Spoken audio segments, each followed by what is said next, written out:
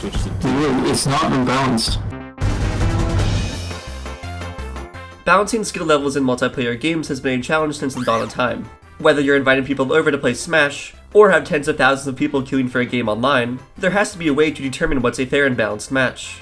Nobody wants to get absolutely demolished while playing a game, and TF2 is no exception to this. Though instead of having to count for one other person for Pablo Gomez 2007 to go against, you now have to consider 23 other people all screaming at each other, and somehow make it so that the match doesn't end in 1 minute. This is actually pretty hard to pull off due to the amount of variation in playstyles and game modes. Someone who just loves defending the intel on 2 forts 24/7 may rack up a bunch of points, but then be at the bottom of the scoreboard when trying to push the cart. You can't assign one universal ranking based off some hypothetical scenario where someone might be really good if they play this specific class under these specific circumstances, and expect it to always work. It would be more ideal to balance teams based off of what is happening in the moment, which is exactly what Valve did. In the beginning, there was no matchmaking, no MMR, no quick play, just you, me, and the server browser. There was no real way to find the supposed skill level of a player as soon as they joined. Some servers had stat trackers that were used to balance teams based off the total points a player had on that server, along with other plugins, but this still created the same issue of a universal ranking being unreliable. For the most part, it was down to the settings that server operators used on the built-in balancing and team options. But before trying to understand how effective these approaches of team balancing are, what even is a balanced game of TF2? This may seem like a stupid question, duh, the teams just have to be evenly matched, but it's not that simple. If it's evenly matched, then... You failed. Prepare for sudden death.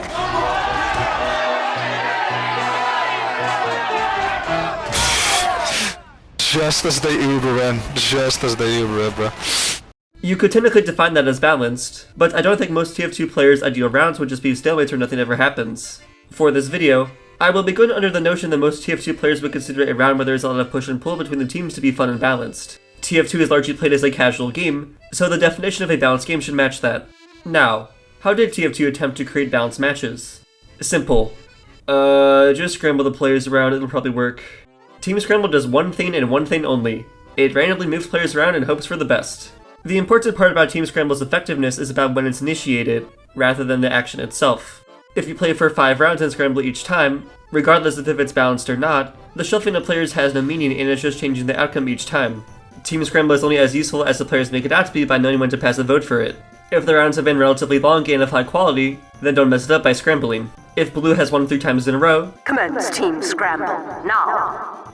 Yeah, there are even voice lines for this, albeit only in arena mode, but this feature was an integral part to the server experience. Team Scramble is still on by default when creating the server, along with its complementary feature of auto-scramble. As the name suggests, it automatically scrambles teams. What matters about auto-scramble, however, is that it triggers after a team wins a certain amount of times in a row. By default, it is set to scramble after one team wins twice in a row, and this is done to try to alleviate the need to manually call a vote to scramble.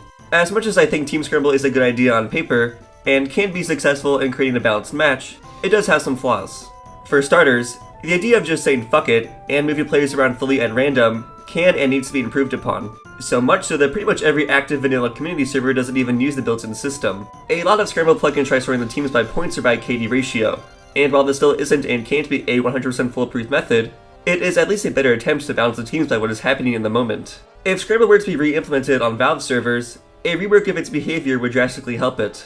Another aspect of Team Scramble that community servers typically change is how the vote can be called. With no plugins and Scramble on, anyone can initiate a vote whenever they please as long as there isn't a cooldown active. You would think this would be a good thing, as giving the players control of their experience is a positive, but this can lead to frequent misuse of the system where people will call a vote whenever something is going slightly wrong. Your team lost the first point? Scramble. The other team has kept the point for 2 minutes? Scramble. Map sucks? For the love of God, please RTV! In these cases, the team or person calling to scramble could still turn things around, and they call the vote with it being too early in the game to know. The solution to this problem that community servers use is needing a certain amount of people who want to scramble before calling the vote. This solves the issue of one person slowly being able to call a vote and potentially messing up a good game, while also still allowing for a scramble to be called in situations where auto-scramble hasn't kicked in yet. Now, again, even with the modern implementations of scramble on community servers, it still does not always work. There have been many times where I play games where one team just keeps on rolling, the server keeps on scrambling, and it is still a stomp each and every time. However, there are also plenty of cases where it does work, and a stomp is turned into a fair match the next round. The nature of the game moving the players around leaves a lot of room for error due to randomly sorting, but the best part of Team Scramble is having a way to try to balance the teams during the match. And honestly, I wish more games allowed you to do this. When I get steamrolled, I don't want to go back to the menu and wait to play another match. I still want to play a fun round on the same map with the same people. Team Scramble, despite its fundamental flaws as a balancing system, is a good thing for this reason. I want to have the freedom to potentially make the server and game more enjoyable. So fuck it, I'm switching to blue. That's right, you used to be able to just straight up switch to a different team mid-game. This kinda baffled me when I first played on community servers. I can just switch to the winning team each time. I'm so good at this game. However, being able to do this at all creates some conflict with the other systems and with trying to balance games as a whole. For instance, that joke scenario of always switching to the winning team is a real thing that happens. If you're losing, then why would you want to keep losing? Is a naturally occurring thought someone might have. If a good player switches to the winning team, then it just gets worse. But the opposite is also true. If your team is rolling and you want to make it more fair, then you can switch to the other team in order to balance it out. Where this way of trying to self-balance gets messy though is how it affects Team Scramble, or rather how it can negate the point of it. The function of Team Scramble is for the game to do the work of switching around players for you, whenever the server feels that the teams are unbalanced. While this doesn't and can't always result in balanced games, if it does end up making a balanced game, then someone switching teams can ruin what it's done. There might not be any issues with the current match, but what if I want to be on the same team with my friend? What if I just want to play defense again? Or what if I just want to go on the team with the good players? Should I be allowed to do this? Does this lead to more negatives than positives? Is team switching ethical? Team switching brings up the question of if it fosters players to act more selfishly in order to suit their wants, or if it makes them act as some sort of mediator who prioritizes enjoyment for the server as a whole. I'm not about to delve into the human psyche to understand how people will act in an 18-year-old video game, but both sides have some merit to them. I've given the aforementioned examples of individual switching teams to create a better or worse game, but what about a group of people switching? The act of multiple friends or people being grouped together on a team, also known as team stacking or pub stomping, is something that is generally frowned upon in a casual setting like TF2. Team stacking typically involves a group of people actively communicating with one another in a more serious, gameplay-oriented manner in order to win the game. While there's nothing inherently wrong with wanting to win and take the game more seriously with a group of friends, this heavily disrupts the balancing of the game and the enjoyment of others. In a typical casual server setting, most people are not constantly communicating together with their team to win the game. This leads to the team that has people stacking on it usually winning. In a competitive environment, this would obviously be acceptable, as the primary focus is on who is the better team. But in a casual environment, people usually just want to have a fun time without having to try hard because of some people on a Discord call. This is definitely the worst part about being able to switch teams. I can recall many instances of a group of people constantly trying to switch back to the same team so they can win the game. Trying is the key word though, as to actually switch back to the other team, there needs to be one slot open. I would say this prevents people from team stacking all the time, but there is also the option to go into spectator mode. A feature that is meant to be used to either take a break or just look at what's going on, is often abused as a way to get everyone on the same team. Your friends go into spectator mode, people get auto-balanced, and then most of your friends are able to get back on the same team. Team Scramble is still meant to prevent cases of team stacking, due to everyone being shuffled around, and it being harder to get back on your original team, but being able to force everyone back onto a team defeats the purpose of this. The solution community servers use is not being able to switch back to your original team after being scrambled. This prevents being able to team stack, since you all can't coordinate to be on the same team, but you also still have the benefits of being able to switch teams if a scramble doesn't go through. If a scramble isn't called for, and people still consider the teams balanced, then you can still go on the same team with your friend. You can still go play defense again. You can still duel someone. And you still have the freedom to self-balance the game if you choose. If these actions make the game unbalanced, then teams are being scrambled. It's a nice mix of still being able to choose how you want to play the game, while also having a fallback if it's too disruptive. All in all, while Team Scramble and Team Switching have some faults, they give enough control to where people can adequately balance games. TF2, and many other games, often form unbalanced teams. Many of these games' solutions is to have people find another match, and hope that whatever system they are using to categorize players works out. While this may work for chess, any form of skill-based matchmaking has been under frequent scrutiny in recent years. The matches are too hard, the quality of them isn't frequent, playing with friends can be miserable. These are problems that TF2 has as well, but being able to attempt to balance the teams mid-game fixes these issues sometimes. Scramble and team switching won't and can't work all the time, but giving players the option to fix it themselves is far better than hoping that some sort of algorithm will do it better than you instead. Player freedom, both in expression and even the gameplay of TF2, is something that Valve prioritized. They knew that it was a fool's errand to try to make some sort of locked, predetermined way to balance teams in a multiplayer game that more often than not started out as unbalanced. It's not perfect, but it leads to the most amount of balanced games per play session. With the introduction of Valve servers in 2011, Team Scramble and Switching became a part of the official experience. And while there were complaints about these systems, I think these people didn't know how bad things could really get.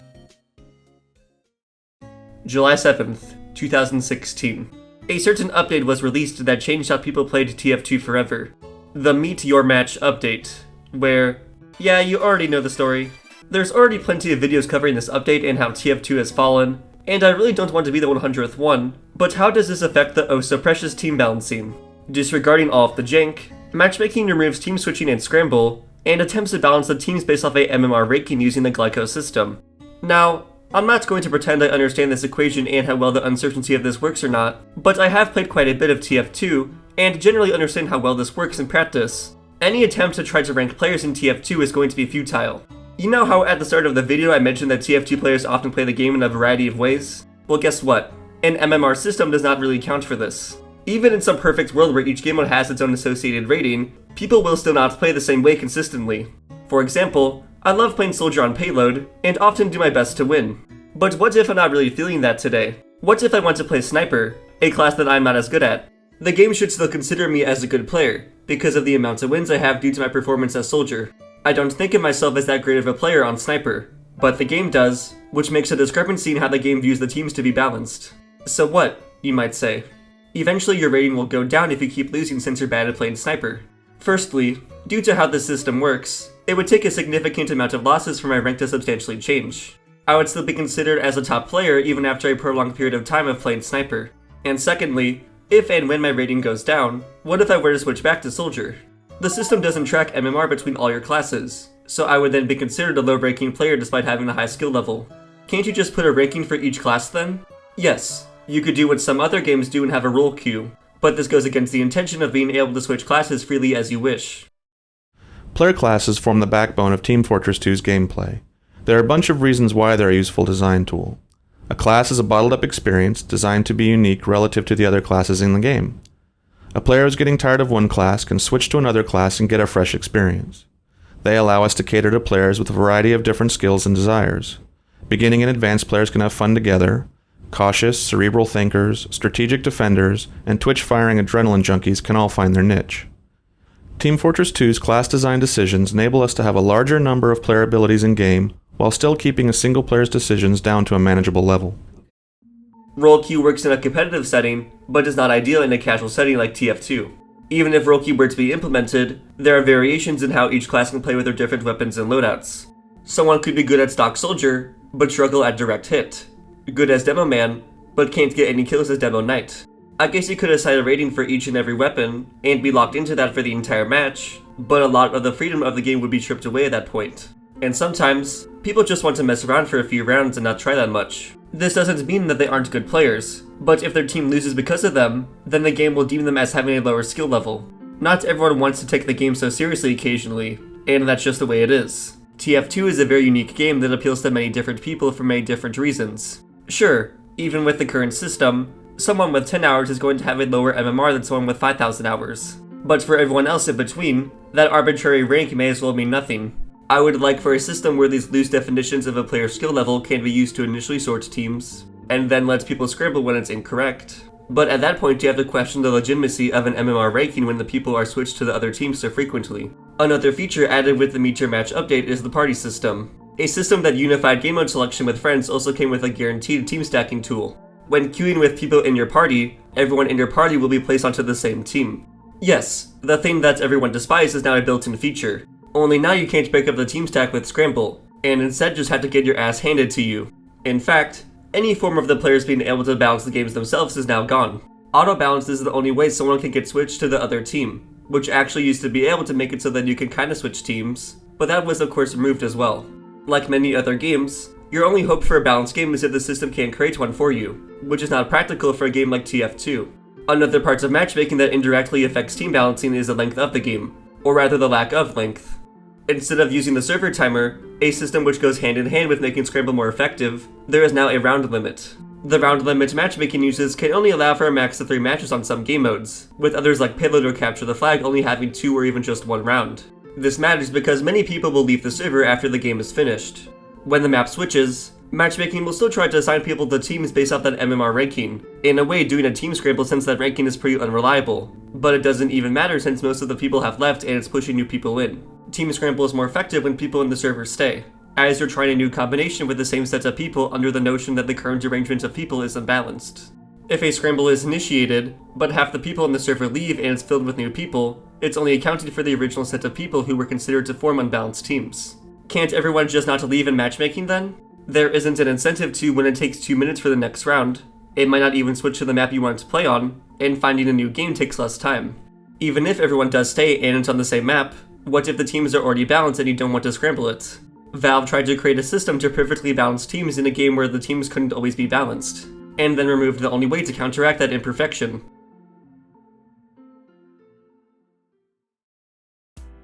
I've hopefully been able to show that while team switching and scramble aren't a perfect way to balance teams in TF2, it is a far better and essentially required way due to how people play this game.